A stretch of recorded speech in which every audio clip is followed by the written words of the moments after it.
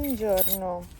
Se vedete bustine che svolazzano, sono le bustine per raccogliere la pupù del mio cane. Allora, oggi voglio fare questo vlog estremamente informale e quindi passiamo questa giornata d'estate, questa giornata di giugno insieme. Tra poco in realtà devo andare al centro per pranzo. Siccome prendo l'autobus devo muovermi a breve. Un piccolo aggiornamento sul tempo. Devo dire che oggi si sta molto meglio di ieri. È ventilato, quindi si sta molto bene. Il cielo è azzurro, non è grigio arancione come ieri, che creava una cappa, un'afa terribile, perché era arancione per la sabbia del deserto del Sahara.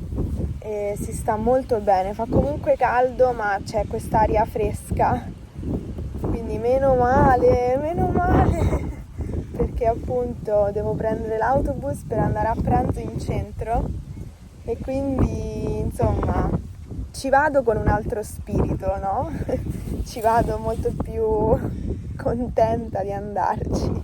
Di solito al ritorno dalla passeggiata gli do sempre un cubetto di ghiaccio perché gli piacciono un sacco. Ieri ho voluto provare a congelare la banana tagliata a rotelline e così funge da cubetto di ghiaccio più frutta ed è fresco.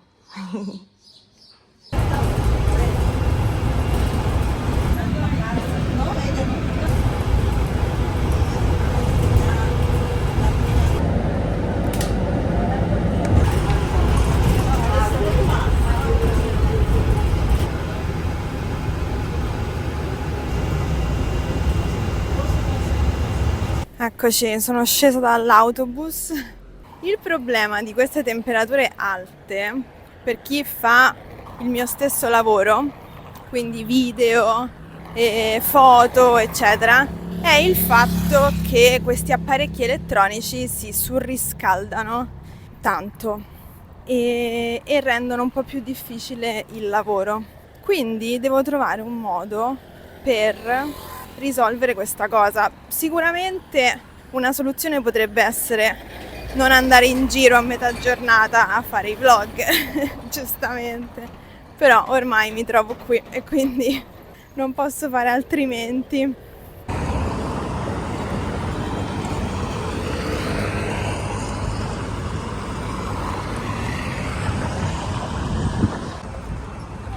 Non l'hanno cambiato il numero tutti questi anni?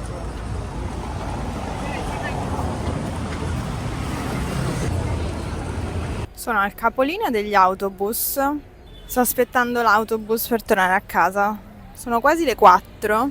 In realtà avevo in programma di fare qualche giretto in centro, però in realtà non mi va. Per pranzo ho mangiato un'insalata, quindi non mi sento appesantita. Ho fatto un pranzo molto leggero. Comunque, niente, adesso sono qui, aspetto l'autobus che dovrebbe arrivare tra 7 minuti.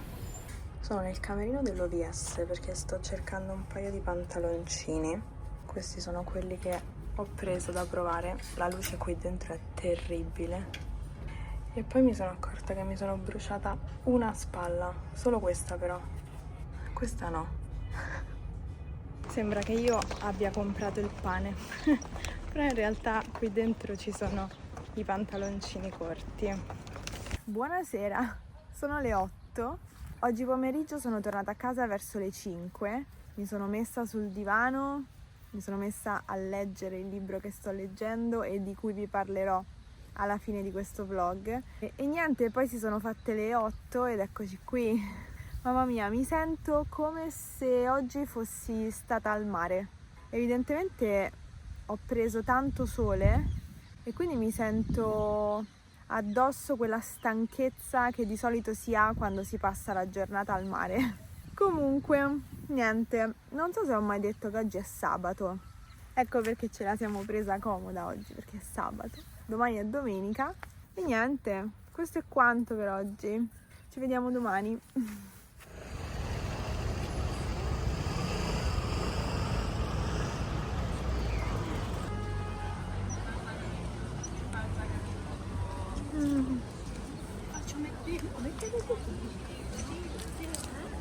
Secondo me, essendo Mm.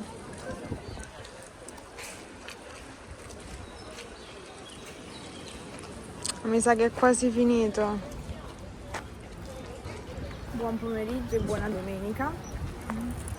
Abbiamo appena fatto una passeggiata in questa piazzetta alle mie spalle dove c'è un mercatino dell'antiquariato e adesso torniamo sui nostri passi, cioè su via Cola di Rienzo dove stavamo passeggiando prima.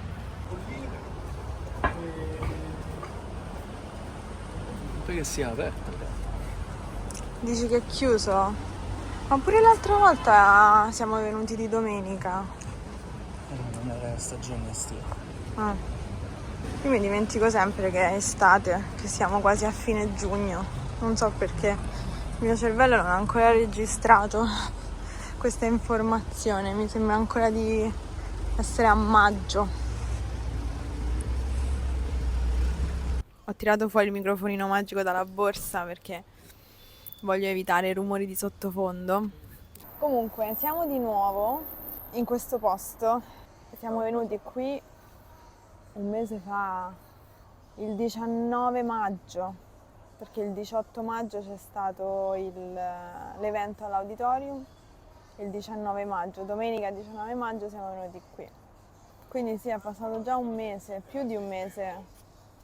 Siamo persone abitudinarie, veniamo sempre negli stessi posti perché ci troviamo bene e anche perché non ci piace rischiare di provare un posto nuovo e rimanerne delusi.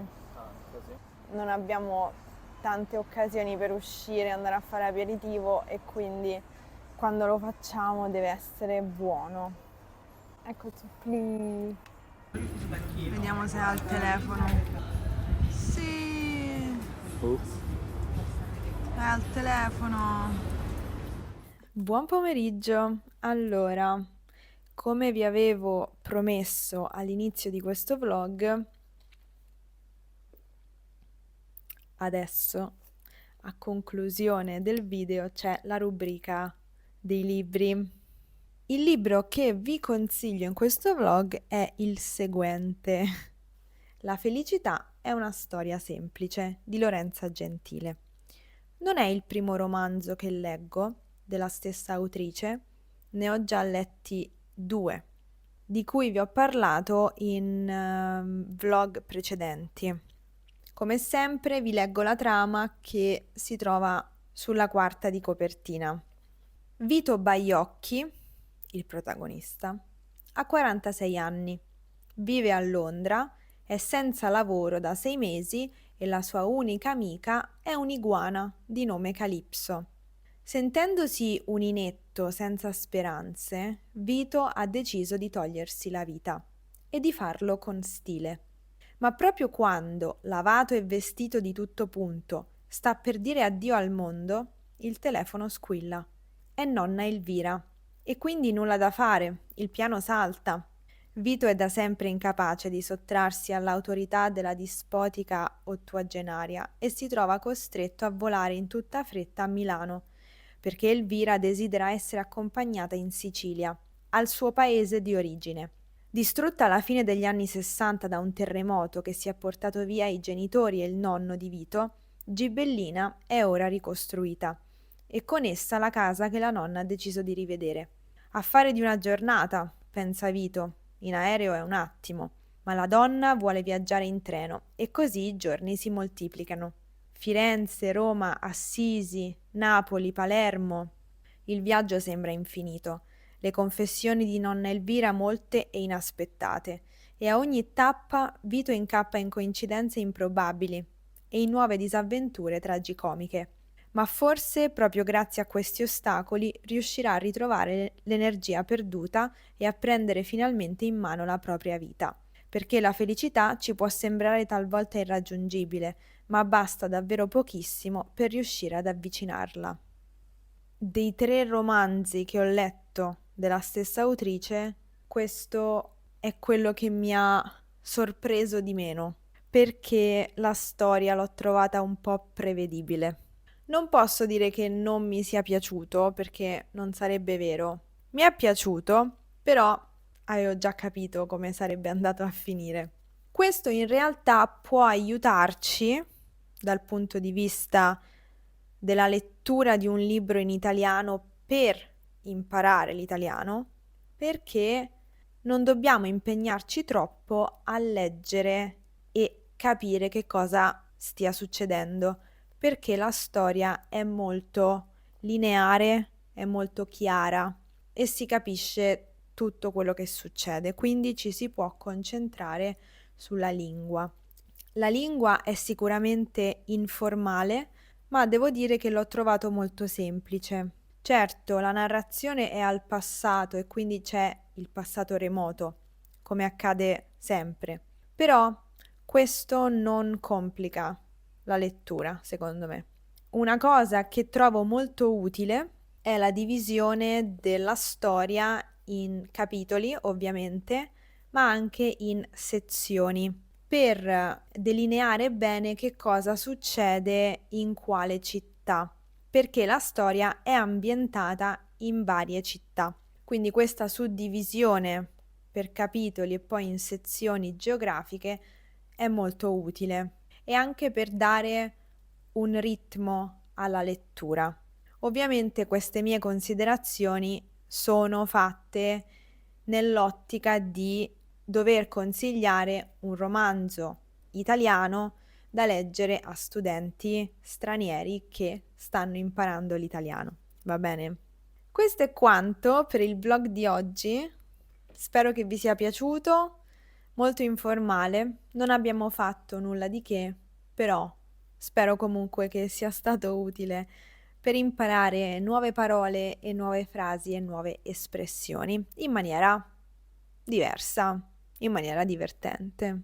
Io ho già iniziato a leggere un altro romanzo che mi sta piacendo molto, un po' difficile, per un livello B2 direi, però comunque ve ne parlerò nel prossimo vlog, quindi ci vediamo nel prossimo video. Grazie per aver guardato questo, ci vediamo presto. Ciao!